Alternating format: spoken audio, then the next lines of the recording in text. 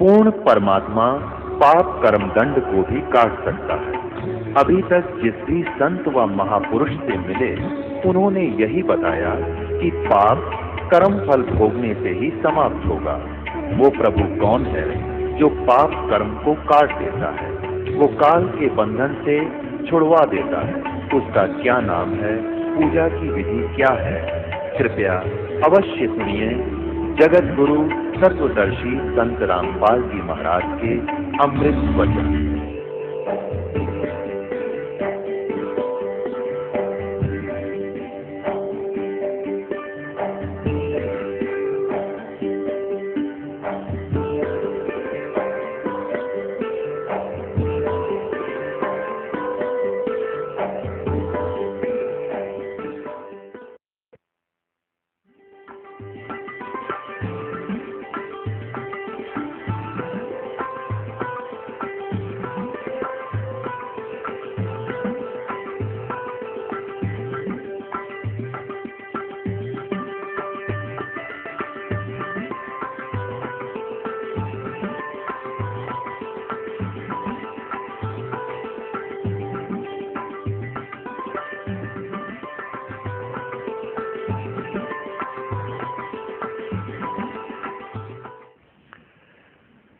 अब उस दादू पंथ के अंदर वो विकसित था, उसका नाम गोपाल दास था, जो साधु बना हुआ था बनिया लाला जी वैसे, और बड़ा अच्छा नेक व्यक्ति था। एक दिन वो चुडानी गांव में अपने किसी भगत के यहाँ रुक गया आके। उस भक्त ने कहा कि महाराज, साधु की विद्या को साधु ही ठीक कर सकते हैं। हमारे एक चौधरी का लड़का, यानी हमारे यहाँ लड़की का लड़का समझो, उसको एक संत ने कंवारी गाय का दूध निकाल के पिला दिया। उस दिन से वो मेंटल हो गया, वो तो मर गया था। परमात्मा ने सुन ली बेटी की, वो लड़का जीवित हो गया, और लेकिन पागल हो गया उस दूध को पी के। उसके दिमाग में फर्क हो गया। और कहते हैं संत की विद्या को संत ही काट सकता है। आप दया कर दो तो बड़ी मेहरबानी होगी आपकी। उसने कहा, गोपाल दास ने कहा कि कहाँ वो लड़का, एक बार लाओ बुलाकर मैं देखता हूँ। अब वो व्यक्ति जिसके घर पर गोपाल दास जी रुके हुए थे वो गया वहाँ। गरीबदास जी के नाना जी से सारी कहानी बताई कि हमारे यहाँ एक बहुत अच्छे संत आए हैं और संत की विद्या ने संत ही ठीक कर सकता है। वो कहता मैं ठीक कर दूंगा। 5-7 और व्यक्ति मौजिद से और साथ में और लड़का ले लिया गरीबदास जी। 13 वर्षीय बालक वहां जा खड़ा किया। अब उस दादू पंथी गोपाल दास ने पूछा गरीबदास साहिब जी से कि बेटा, वो कौन था जिसने तेरा जीवन नाश कर दिया? क्या नाम था उसका? तब परमात्मा ने कहा कि उसने मेरा जीवन नाश नहीं किया, मुझे आबाद कर दिया। हम सुल्तानी नानक तारे दादू को उपदेश दिया, जात जुलाहा भेद न पाया, वो काशी माहे कबीर हुआ। अनंत कोट ब्रह्मांड का एक रति नहीं भारे, सतगुरु पुरुष कबीर हैं ये कुल के सिरजनहारे। ना सतगुरु जननी जना उनके माने बाप, पिंड ब्रह्मांड से रहित है जाना तीनों ताप। पानी से पैदा नहीं श्वासा नहीं शरीर, अन्न आहार करता नहीं ताका नाम कबीर। अब वो सुन रहा है कि बालक बोल रहा है काटे की बात। क्या बता कि हम सुल्तानी नानक तारे दादू को उपदेश दिया। हम यानी हम सभी, गरीबदास जी कहते मैं अब्राहिम अधम सुल्तान, जिसको सुल्तानी कहते हैं, हम सुल्तानी नानक तारे, और तेरे दादू को उपदेश दिया। वो जात दुल्हा भेद न पाया, काशी माए कबीर हुआ। वो कबीर अनंत कोट ब्रह्मांड का एक रति नहीं भार, और सतगुरु पुरुष कबीर है, वो कुल के सिरजनहार। बहुत देर तक परमात्मा ने वाणी सुनाई, और वो 65 साल का बूढ़ा जो देखे मटर मटर आया था, उसका दाढ़ी लान झाड़ा लग गया उस गोपाल दास के। अब उसने देखा तो जानकार था, दादू साहब की वाणी भी पढ़ा करता था कि ये तो बहुत अनमोल ज्ञान है, और यदि ये लिपिबद्ध हो जाए कलयुग में बहुत जीवों का उद्धार होगा। वो 65 साल का महात्मा खड़ा होकर कहता 10-13 वर्ष के बालक को कि महाराज जी ये वाणी लिखवा दो। मैं वाणी लिख लूंगा, लिखवा दो भगवान, सबके काम आओगी। अब गरीबदास जी चल पड़े, फिर वहां से उसकी बात नहीं सुनी। अब वो गांव वाले सोचते हैं कि वही इस लड़के में तो कसूती वाला है, बाबा जी के भी जंतर मंत्र कर दिया, यो भी सही ओट बोला है, इसमें कोई भयंकर शक्ति है, भयंकर कोई इसके अंदर प्रेत बाधा है। ये बाबा जी भी साथ हो लिया, हाथ जोड़ के पीछे पीछे चल पड़ा। अब 3 दिन तक गोपाल दास उनसे रह कर मिलते रहे, प्रार्थना करते रहे। तीसरे दिन गरीबदास जी ने कहा कि भक्त यदि सारी लिखे बीच में छोड़ कर ना भागे तो लिखवाऊं मैं। तो गोपाल दास ने कहा महाराज जी मैं तो घर से फारिग हूँ, कभी फ्री होकर आया हूँ, कोई काम नहीं मुझे, आप दया करो।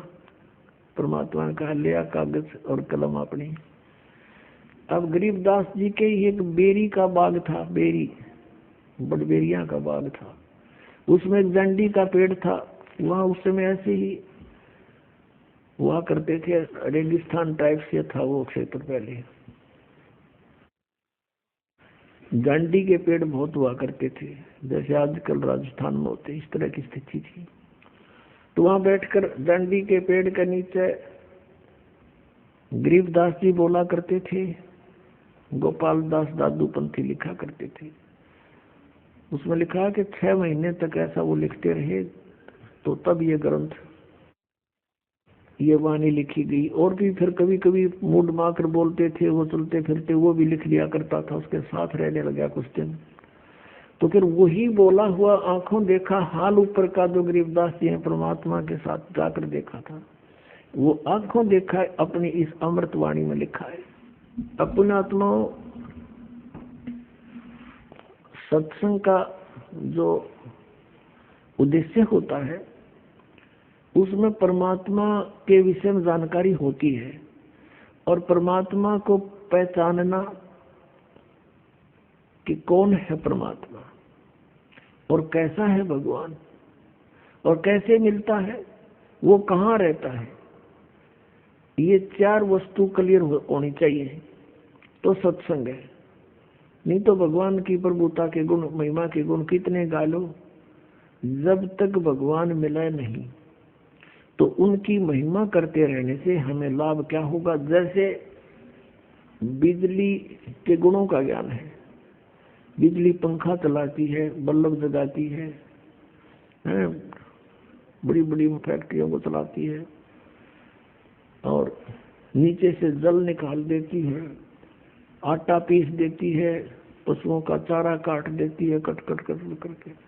तो ये तो गुण है, इनको गाते रहो, बजाते रहो, ढोल पीट कर गाने लग जाओ, अख्तारी बनाकर गाने लग जाओ। जब तक बिजली का कनेक्शन नहीं मिलेगा, जिन गुणों का ज्ञान दिया जाता था वो गुण प्राप्त, लाभ प्राप्त हो नहीं सकते। वो गुण जो हम गाते हैं बिजली में, वो जो के तो विद्यमान है, पर वो प्राप्त कैसे होंगे, कनेक्शन लेना पड़ेगा उसका। इसी प्रकार परमात्मा की महिमा के कितने ही शब्द गा लो, वाणी बोल लो, उनको गढ़वे बेंजू बांध के सारंगी सुरंगी पे वहां गा लो, परमात्मा ये कर देता है, परमात्मा ये कर देता है, भगवान ऐसा सुखदाई है, भगवान ऐसा सुखदाई है। वो तो है ही, अच्छी बात है, उसके गुणों का परिचय होना चाहिए। लेकिन यही करते रहे और कनेक्शन ना मिला, भगवान मिला नहीं, तो व्हाट इज यूज? इसका लाभ क्यों गाने और बजाने और सत्संग करने का? यूजलेस। तो सत्संग के अंदर ये कंसेप्ट क्लियर होना चाहिए कि वक्ता के बताना चाहे है और क्या प्रमाण है उसका। अपनी अपनी कह गई इस दुनिया की माँ, बिन साहिब की बंदगी कहीं ठोर ठिकाना ना। अपनी अपनी सब डफरी पीट रहे हैं और यहाँ तक सिद्धांत बना दिया कि संत जो कहते हैं वो सारी सच्ची, संत जो कहते हैं वो सच्ची है, लेकिन असंत जो कहते हैं वो सब झूठ होती है। संत और असंत का कहाँ से पता लगेगा? संतों की वाणी सदग्रंथों से मेल खाती है और सदग्रंथों से मेल नहीं खाती है तो वो असंत है। अपनात्माओं, अब संत और असंत का प्रमाण दिखाते हैं। परमात्मा क्या लीला करता है वो कहाँ से हमें पता चला?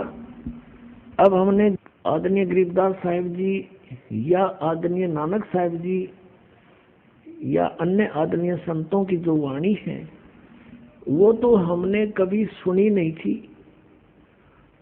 केवल कभी पढ़ते थे, एक आध दोहा, दो चार दोहे हमारी पाठ्यक्रम की पुस्तकों में आती थी, वो औपचारिक से होते थे। और हम अधिकतर विश्वास यही करते थे कि जो गीता जी में ज्ञान है भगवान का, उस जैसा ज्ञान नहीं, और जो वेदों के अंदर लिखा है वही परमात्मा का विधान सही है।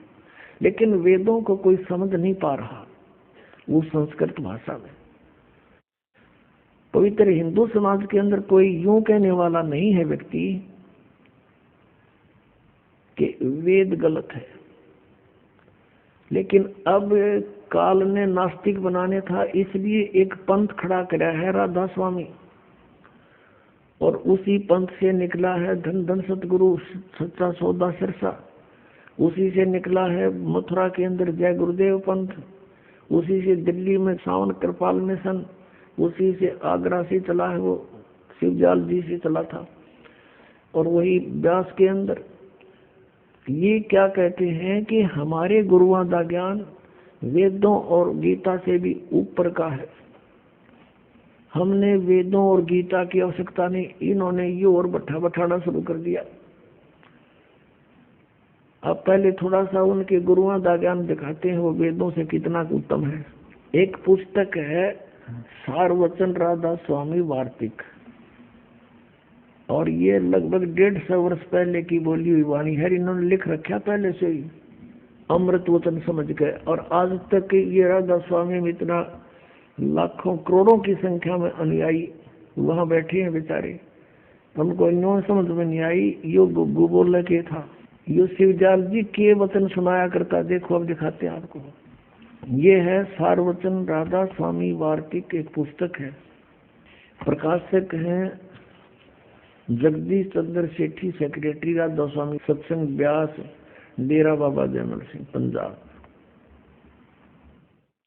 मुद्रक हैं लक्ष्मी ऑफसेट प्रिंटर्स, दिल्ली से। इस भूमिका से बहुत सा कंसेप्ट क्लियर हो जाता है। सारवचन राधा स्वामी वार्तिक, ये पुस्तक में जो वचन है हजूर स्वामी जी महाराज के वचनों का संग्रह है।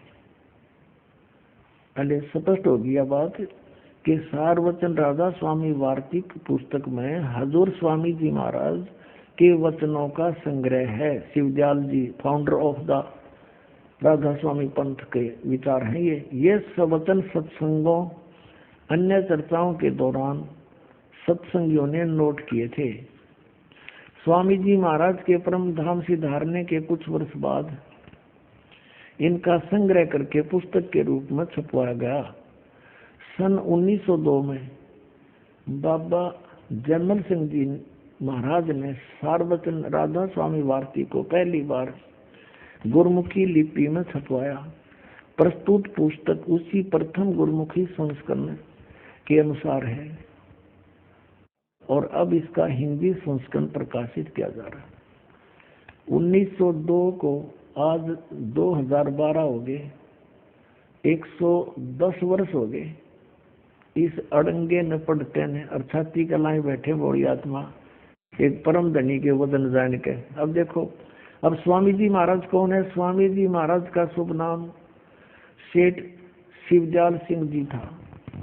आपने 25 अगस्त 1818 में आगरा शहर में जन्म लिया। आपके पिताजी का नाम सेठ दिलवाली सिंह जी था तथा माता जी का नाम महामाया जी था। आपके पूर्वज पंजाब के रहने वाले थे तथा घर में गुरु ग्रंथ साहिब का पाठ किया जाता था। आपके माता पिता हाथरस के प्रसिद्ध संत तुलसी साहिब के भक्त थे। स्वामी जी महाराज ने भी तुलसी साहिब की काफी संगति की थी। शिवदयाल जी ने भी उस हाथरस वाले प्रसिद्ध संत तुलसी साहिब की बहुत सी बातें ज्ञान सुना था। स्वामी जी महाराज ने तुलसी साहिब की काफी संगत की थी। बचपन से ही स्वामी जी महाराज का रुझान अध्यात्म की ओर था। आपने एक कमरे में बैठकर 17 वर्ष सुरत शब्द योग का अभ्यास किया। ये 8 योग डड़े डोए। इसका रिजल्ट क्या है? और सन 1861 में बसंत पंचमी के दिन खुले तौर पर आम सत्संग और सुरत शब्द योग का उपदेश शुरू किया। 18 साल तक एक कोठड़ी में बैठकर डड़े डोकर साधना करके और के सत्संग शुरू किया, वो दिखाते हैं। ये वचन बोले फिर उन 18 साल की साधना के बाद। ये है सार्वजन वार्तिक। ये वचन दफा 1। अब दफा 1 में हम यहाँ पर डांगे। ये शिवदयाल जी के अमृत वचन आपको सुना रहे हैं, राधा स्वामी पंथ के प्रवर्तक के। सिर्फ काम इतना है कि इंसान यानी मनुष्य अपनी सूरत यानी रूह को उसके खजाने और निकास यानी मुकाम सतनाम और राधा स्वामी में पहुंचावे आगे लिखा है। अब मुकाम स्थान, मुकाम माने स्थान। यहाँ सतनाम को मुकाम कहा है, राधा स्वामी को भी मुकाम यानी स्थान कहा है। पहुंचावे 14 पृष्ठ पे। अब नीचे देखो तीसरा वचन शिवदयाल जी का। जितने आचार्य और महात्मा और अवतार और पैगंबर हर एक मजहब में हुए, वे सब अपने अभ्यास के जोर से अंतर में तरफ मुकाम स्थान असली के चले। और सिर्फ संत मंजिल 5वीं मंजिल माने 5वीं मंजिल यानी सतनाम पर। अब मंजिल का अर्थ क्या हो गया? ये देखो इन्हीं के शब्दों में, मंजिल माने स्थान। अब यहाँ संत सिर्फ मंजिल 5वीं मंजिल यानी 5वें स्थान सतनाम पर, और कोई बिरले संत मंजिल 8वीं यानी राधा स्वामी पद तक पहुंचे। यहाँ दोनों सतनाम और राधा स्वामी स्थान सिद्ध हो गए, स्थान मंजिल। अब यहाँ 15 पर देखना, वचन नंबर 4 में तक कमाल कर दिया, रिकॉर्ड तोड़ दिया। सार्वचन वार्तिक भाग 1 है ये। अब चौथे वचन देखिए उनका। अब समझना चाहिए राधा स्वामी पद सबसे ऊंचा मुकाम है, स्थान है, और यही नाम कुल मालिक और सच्चे साहिब और सच्चे खुदा का है। इस मुकाम से यानी राधा स्वामी स्थान से, इस मुकाम से 2 स्थान नीचे सतनाम का मुकाम है। और इनके देखियो रे, और तेरा गजब भैया। वहां सतनाम को स्थान सिद्ध किया इन्होंने, तो कहते हैं स्थान का स्थान है, मुकाम माने स्थान, स्थान का स्थान है।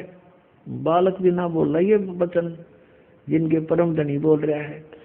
और मुकाम है कि जिसको इस सतनाम को आगे डिफाइन किया है, परिभाषित किया है संतों ने। आगे परिभाषित करता हुआ कहता है कि संतों ने अपनी अज्ञानता को और संतों के साथ मिला रहा है। किसी संत ने ऐसा नहीं लिखा जैसा इसने बोला है। सतनाम का मुकाम, और जिसको इस सतनाम को आगे डिफाइन किया, परिभाषित किया कि संतों ने सतलोक को, इस सतनाम को सतलोक, सचखंड और सार शब्द, सतशब्द और सतनाम और सतपुरुष करके बयान किया है। पुण्यात्मो, जब तक हमें ज्ञान नहीं था तो हमें ये नकली संत इसे दिखाई दिया करते जैसे परमात्मा से मिल चुके होंगे। जिस व्यक्ति ने ये नहीं मालूम ये सतनाम है क्या, कहीं तो इसको कहते सतपुरुष भी सतनाम, सार नाम भी सतनाम, सार शब्द भी सतनाम, और सतलोक भी सतनाम, सतपुरुष भी सतनाम, और सतनाम भी सतनाम, और सतनाम सतान।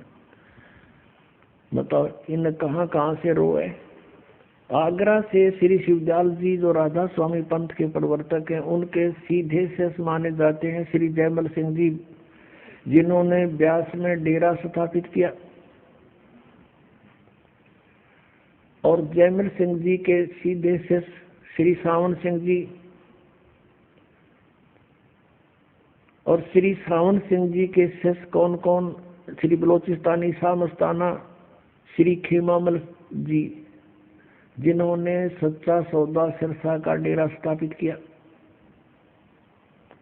यानी सच्चा सौदा सिरसा और जगमालवाड़ी, व्यास डेरा आगरा वाला, और आगरा से ही निकला है जय गुरुदेव पंथ मथुरा वाला, आगरा से निकला है भिवानी में दिनोद वाला, ताराचंद वाला।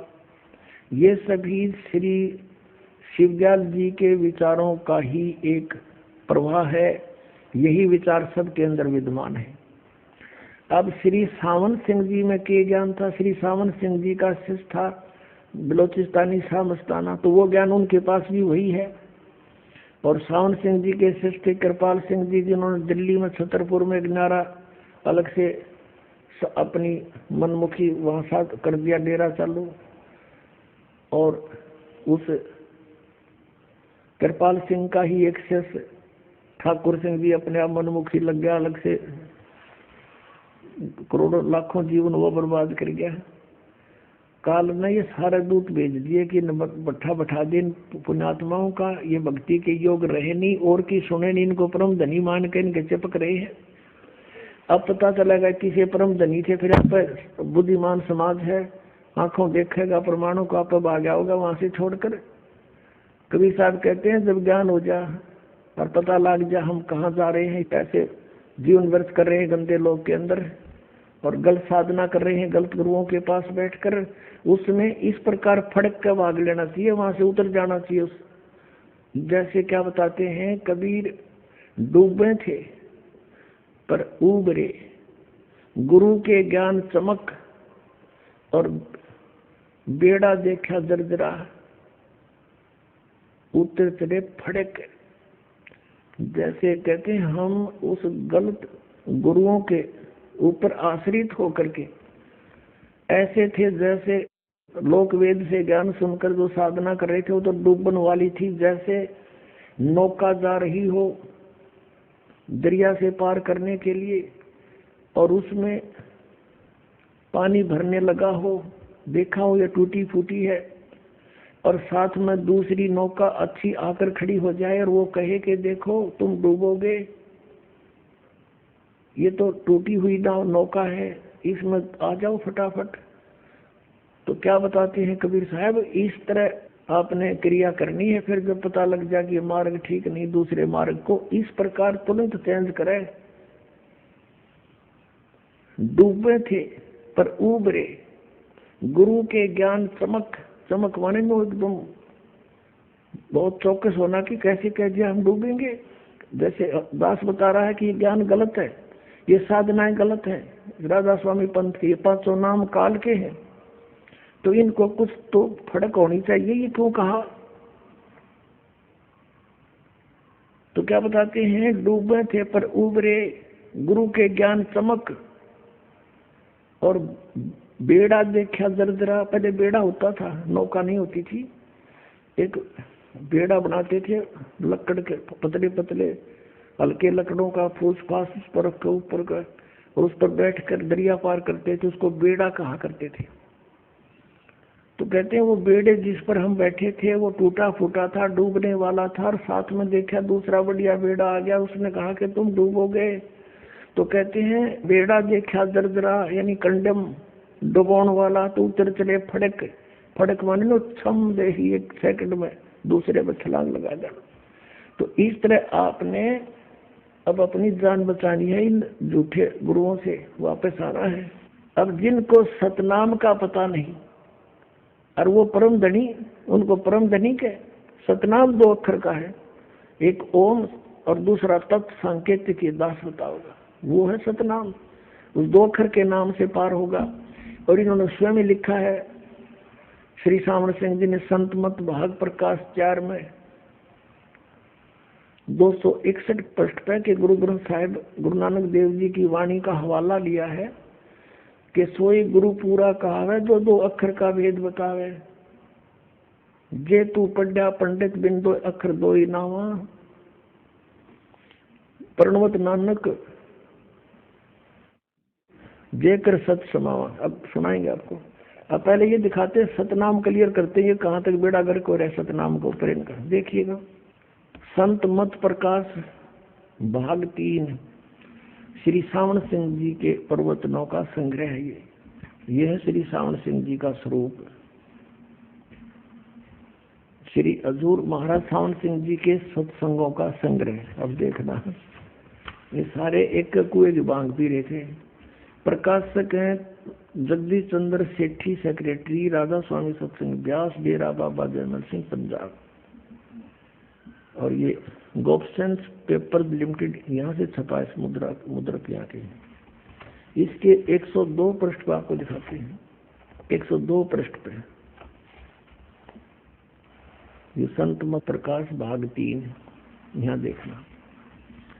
अब क्या कहते हैं सावन सिंह जी, सतपुरुष सतनाम कहाई, सतलोग निज पाया आई। सतपुरुष सतनाम कहाई, यह वाणी है श्री शिवजाल जी की। खोलने चले हैं श्री सावन सिंह जी के सतपुरुष सतनाम कहा जाता है। यह वाणी है शिवजाल जी की बनाई हुई। और सतलोक निज पाया आई, सतपुरुष को सतनाम कहते हैं। और खोला कैसे है इसने कि सचखंड या सतनाम चौथा लोक है।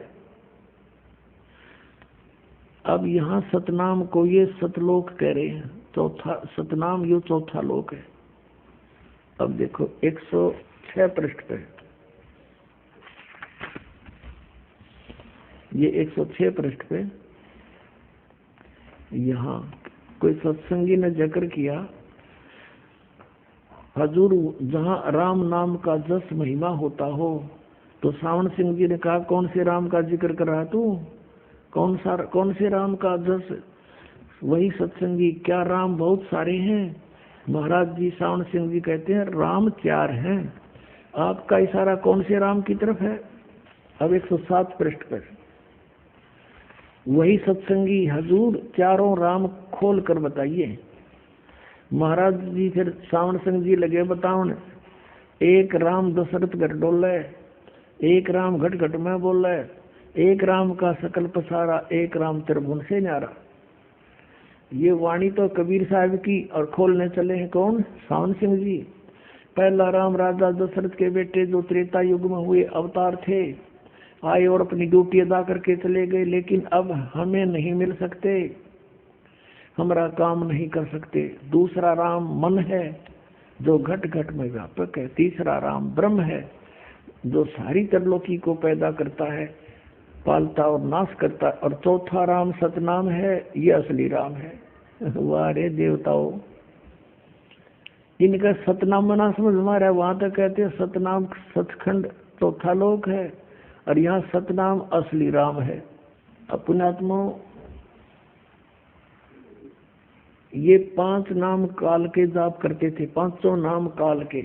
अभी आपने श्री शिवदयाल जी की जीवनी में देखा कि इनके घर पे, यानी राधा स्वामी पंथ के प्रवर्तक के घर पे तुलसीदास आथरस वाले आया करते। उनके माता पिता श्री शिवदयाल जी के उनके शिष्य थे, और शिवदयाल जी ने भी उनकी काफी दिन तक संगत की थी। तो उसने इनसे हटकर ये 5 नाम लेकर और अपना न्यारा पंथ चालू कर दिया शिवदयाल जी ने। अब तुलसीदास जी कहते हैं 5 नाम काल के जानो। ये देखिए, ये घट रामायण तुलसी साहब हाथरस वाले की, ये भाग 1 है। ये भाग 1 सतगुरु तुलसी साहब हाथरस वाले की रची हुई यह ग्रंथ 2 प्रमाणिक लिपियों का मिलान करके बड़ी शुद्धता से 2 भागों में पूरा छापा गया। जीवन चरित्र सहित। अब इसके 27 पृष्ठ पर आपको दिखाते हैं। ये पीछे से कोई जिक्र चलता आ रहा है, उसके ऊपर आगे डिफाइन किया गया है भेद पिंड और ब्रह्मांड का। यहाँ कहा कि अंतर गुफा तहाँ चल जाऊं, जहाँ साहेब के दर्शन पाऊं। पांचों नाम जीव जब भाख्या, छठवां नाम गुप्त कर राख्या। पांचों नाम काल के जानो, पांचों नाम काल के जानो, तब दानी मन शंका आनो। अब इन 5 नामों से एक छठा नाम और है, वो गुप्त है। परमात्मा कबीर साहब बताएंगे इसके विषय में। निर्गुण निराकार निर्वाणी धर्मराय ये 5 बखानी।